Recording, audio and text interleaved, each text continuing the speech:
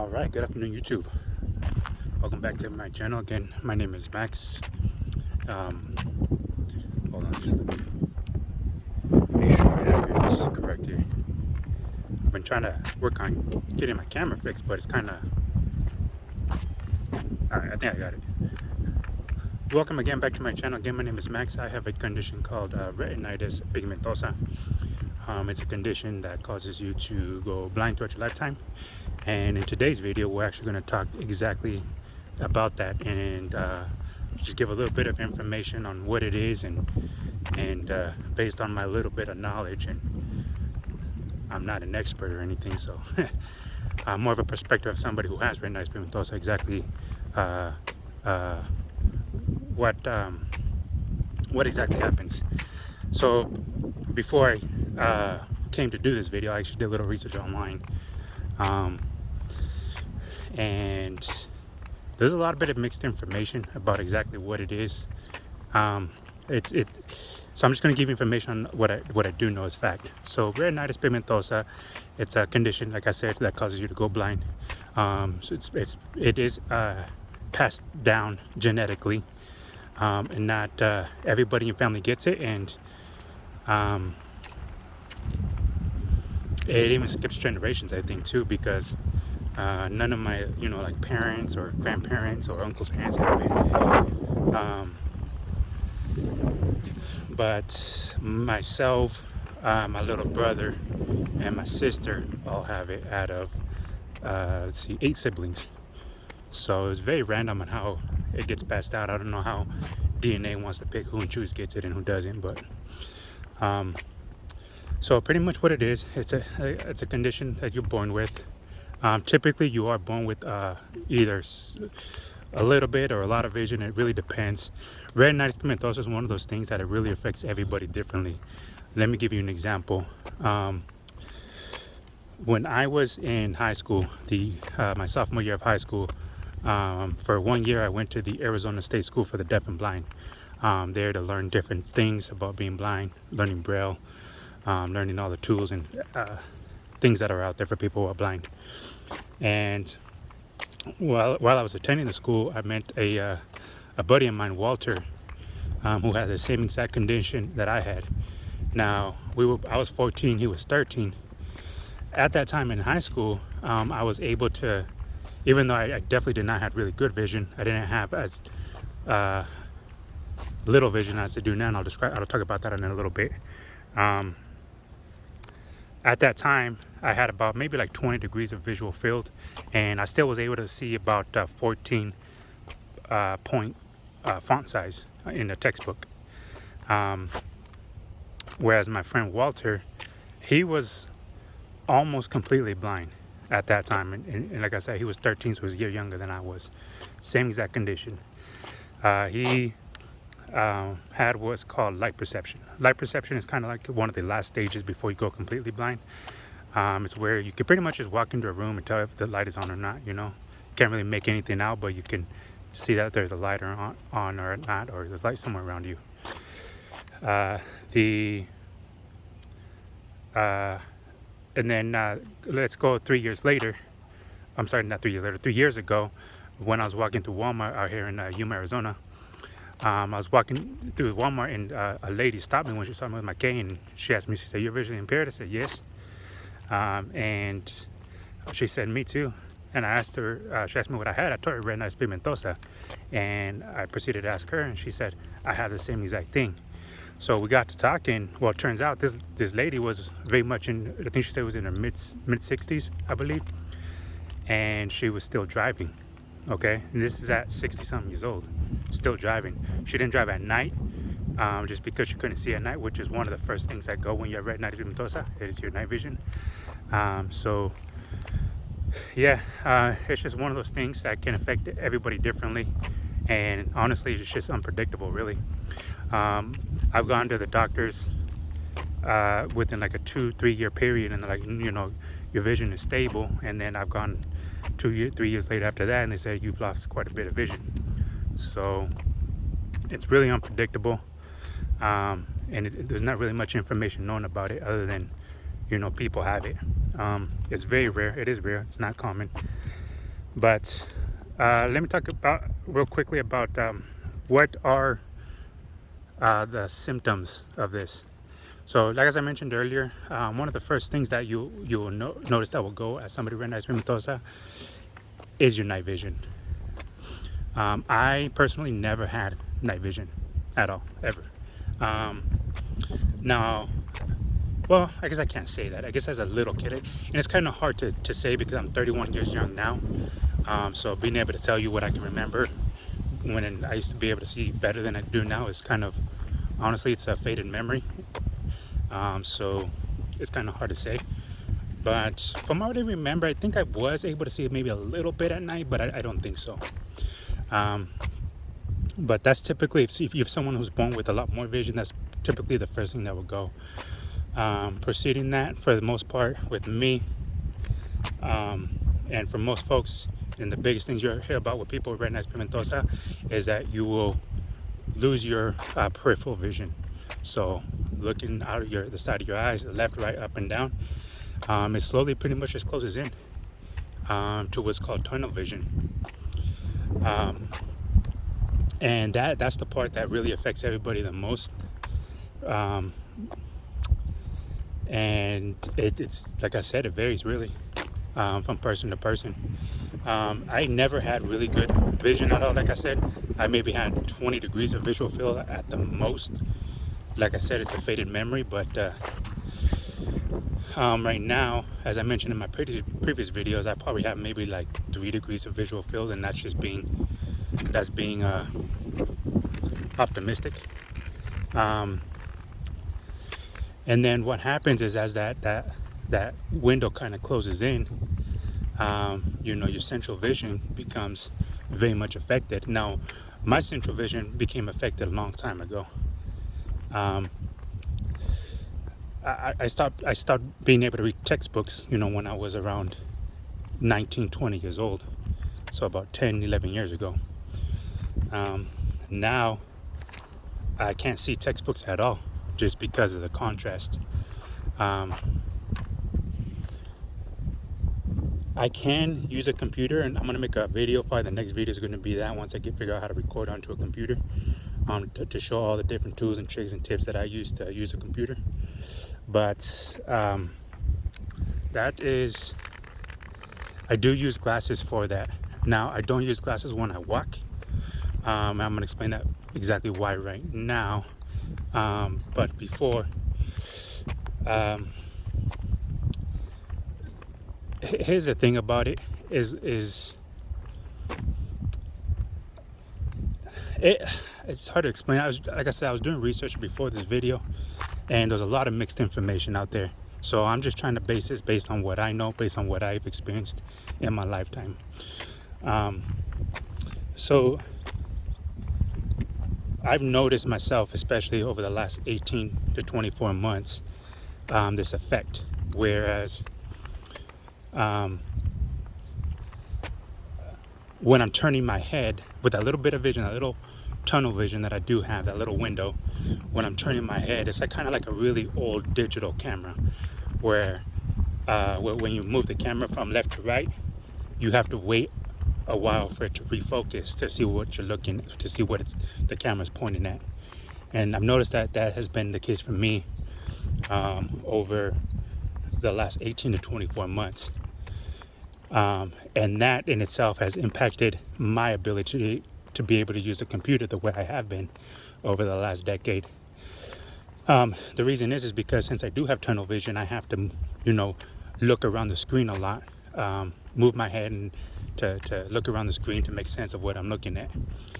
And it's becoming hard because when I turn my head, when I move from, let's say, the center of the screen to the upper right hand corner of the screen, it takes a good 10 seconds for my eyes to adjust to try to make out what I'm looking at when I'm looking for something.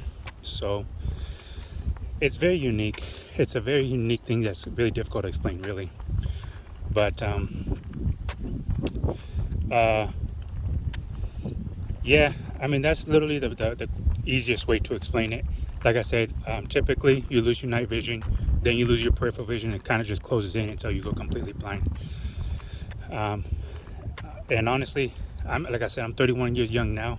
I will be, and I'm basing this like based on what I used to be able to see 5 years ago and what I remember being able to see 10 years ago.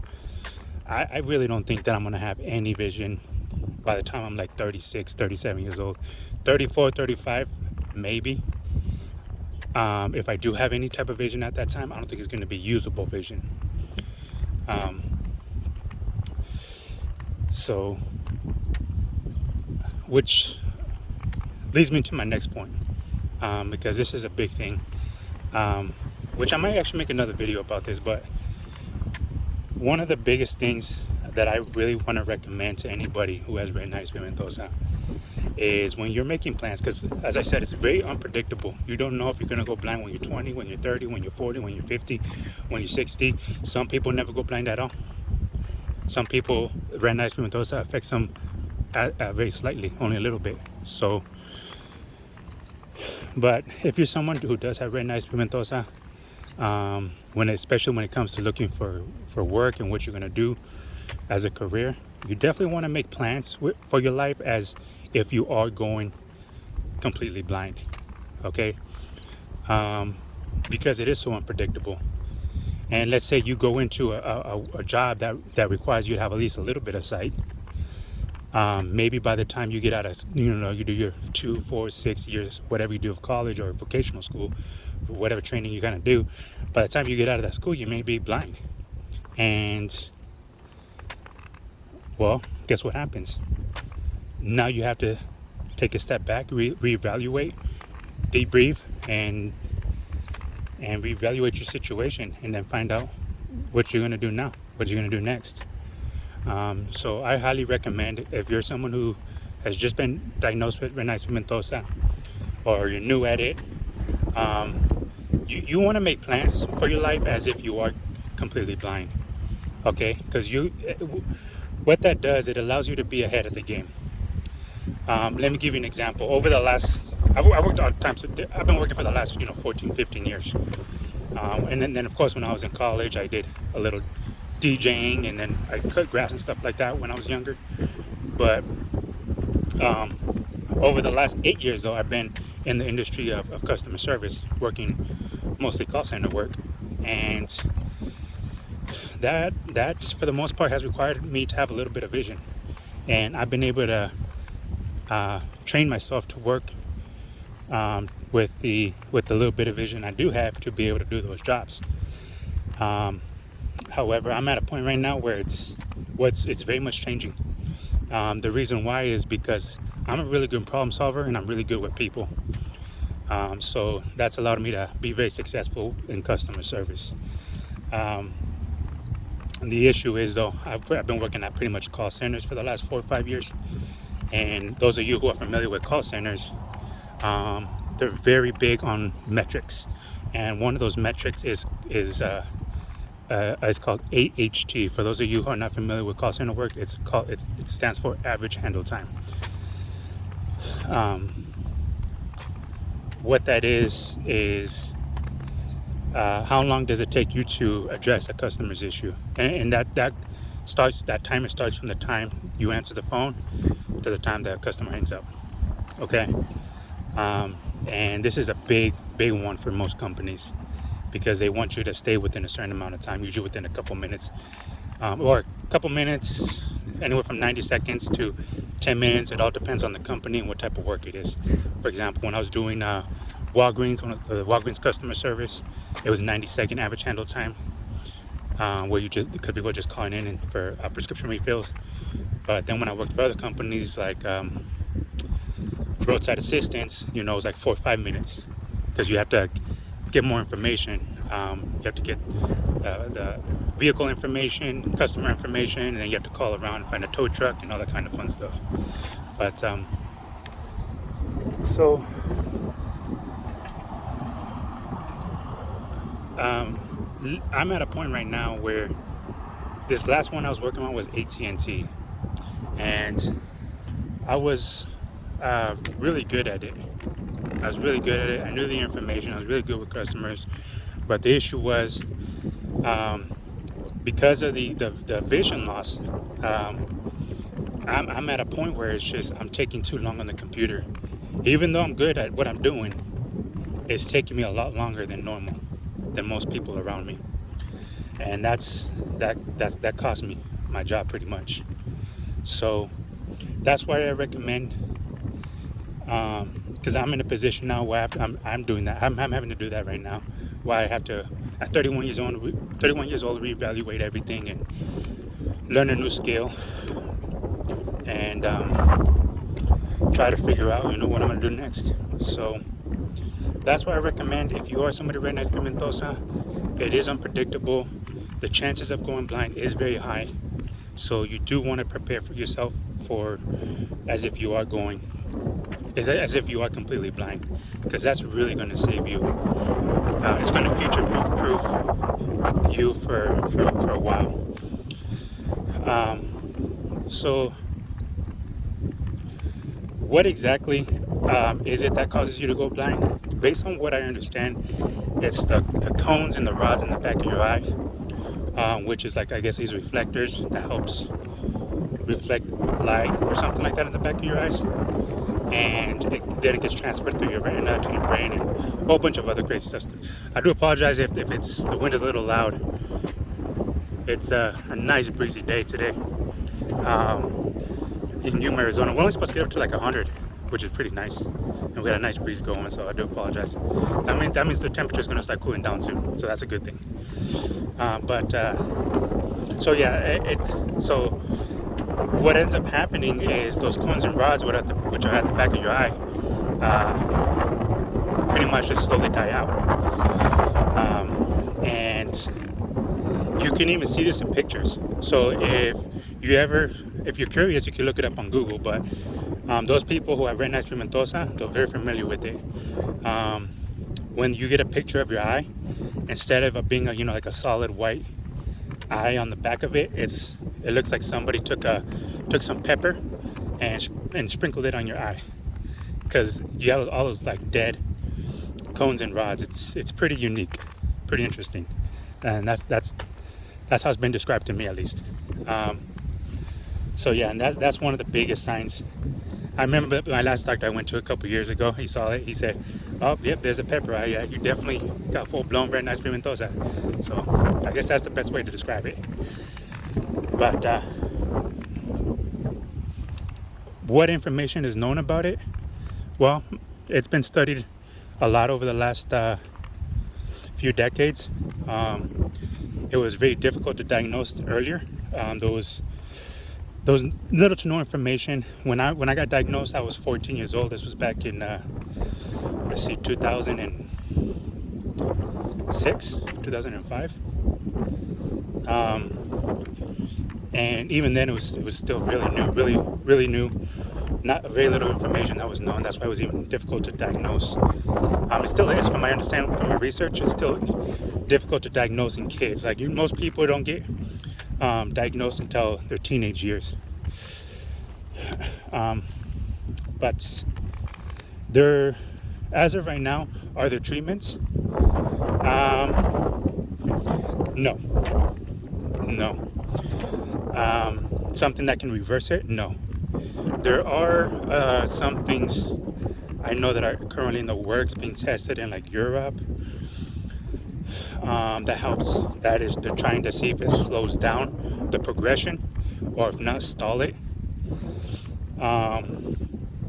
But that's still, I think, a long time away. Maybe not. With our prayers, maybe it'd be quicker, but I don't know. Now, I was watching a video right before I came out to make this video, about a lady. She also had retinitis pigmentosa, and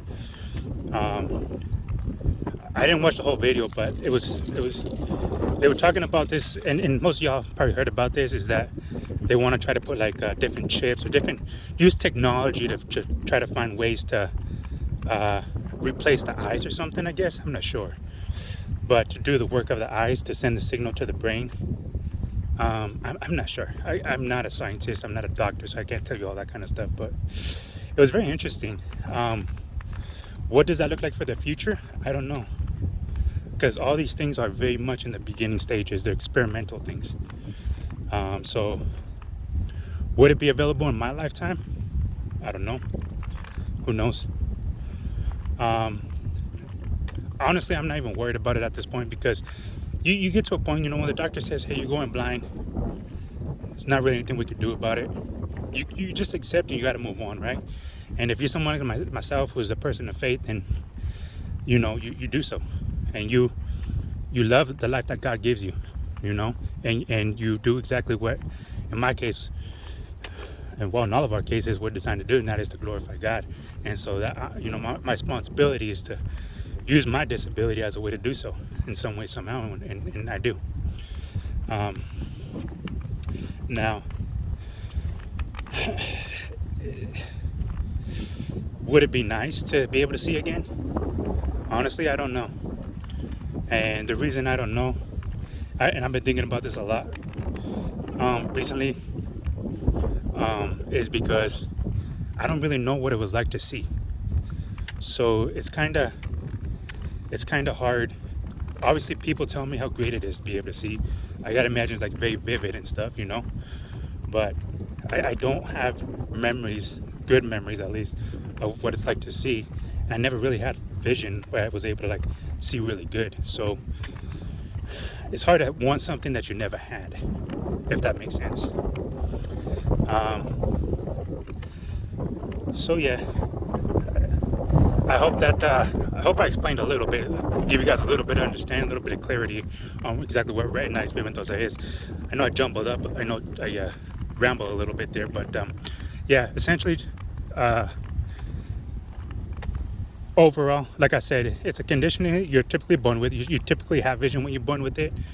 Usually your night vision goes, and then pretty much your vision just closes in until it's completely gone. And that's pretty much what happens. I'm trying to think if there's anything else.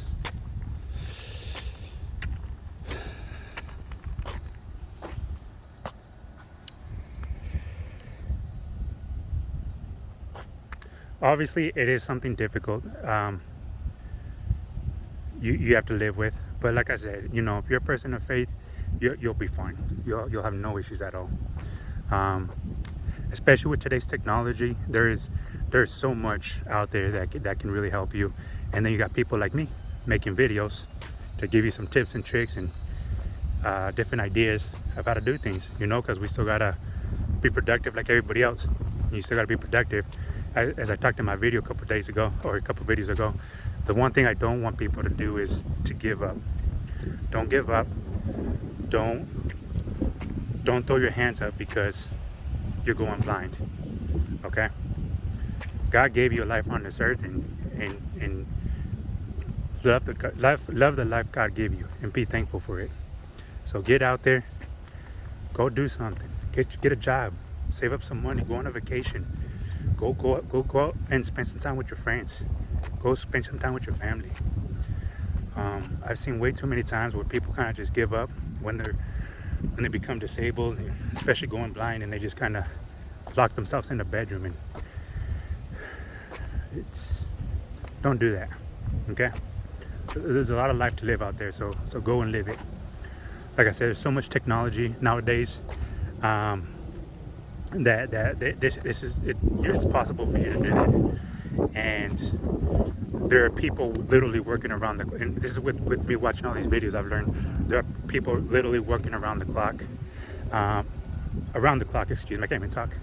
Around the clock to maybe that's another disability I have, but working around the clock to try to find solutions, try to find cures. But there are also people around the clock creating new technology, coming up with new ideas. How can we help the blind? How can we help them be successful? How can we help them get out there and live their life just like everybody else, and so they can live to the full. And so there's plenty of people out there doing this kind of stuff. So there's no reason to be sitting at home not doing anything.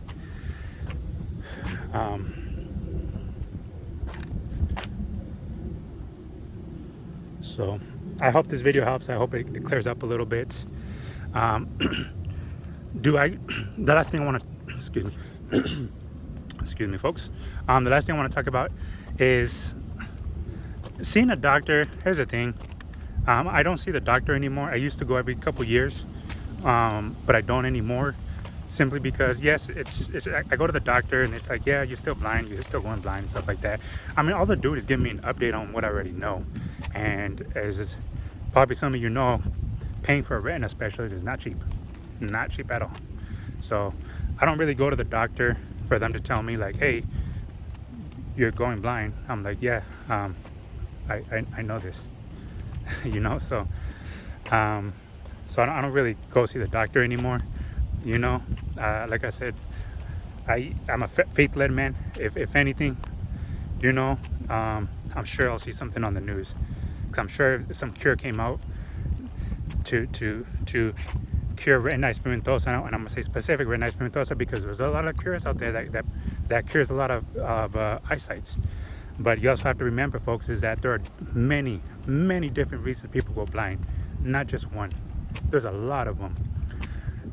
What your eyes do is only one part. Your eyes only like read the reflectors. It receives the information, the light. Excuse me.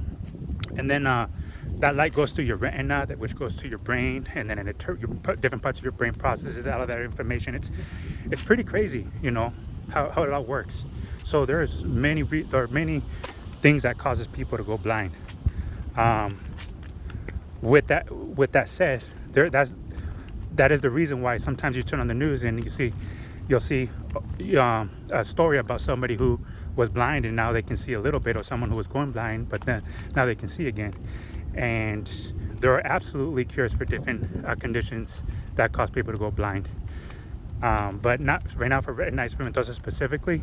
There is currently no cure, but like I said, there are people and scientists and groups that are working around the clock, and research teams and all this kind of stuff working around the clock trying to find solutions. So be hopeful, be thankful.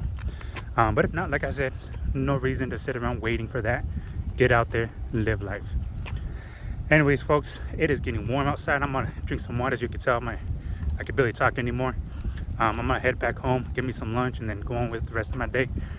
As always, thanks again for watching my videos. If you can, please leave me with the thumbs up button, or the thumbs up, or hit the thumbs up button, I should say. Hit that bell notification if you would like to see more videos regarding what I do here on my channel. Subscribe to it, and yeah. Again, everybody, I want to thank you so much for coming and watching my videos. I really do appreciate each and every one of you. As always, stay safe. Above all things, God bless each and every one of you. And we'll see you in the next video. See you later, folks.